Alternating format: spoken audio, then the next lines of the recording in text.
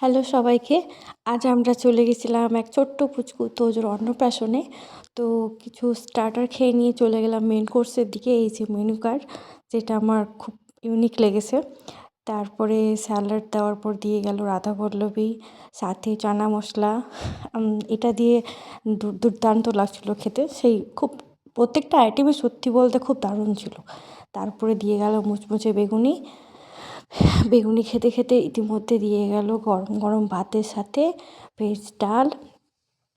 একটু অল্প করে হালকা করে মেখে খেয়ে নিলাম। তারপরে দিয়ে গেল মালাই কোফতা।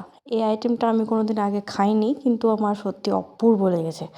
তারপরে দিয়ে গেল কাতলা কালিয়া, আর দিয়ে গেল বাসন্তী পোলাও। মিষ্টি মিষ্টি বাসন্তী পোলাওয়ের সাথে পাতে পড়ে গেল মাটন কষা। এই দুটোর কম্বিনেশন আমার তো জাস্ট আঁকা করে খুব ভালো লাগে। তারপরে খাবারগুলো আস্তে আস্তে শেষ করতে গিয়ে পাতে পড়ে গেল চাটনি, রসগোল্লা, আর দিয়ে গেল ভাপা সন্দেশ। তারপরে শেষে আইসক্রিম দিয়ে গেছিলো, কিন্তু আমার গলার অবস্থা এত খারাপ ছিল আমি আর সেটা খাইনি। শেষে ভাবলাম যাই পুচকুকে একটু কোলে নিই, কিন্তু পুচকু দেখেই টায়ার্ড হয়ে ঘুমিয়ে পড়েছে। সবাইকে এই পর্যন্ত, টাটা।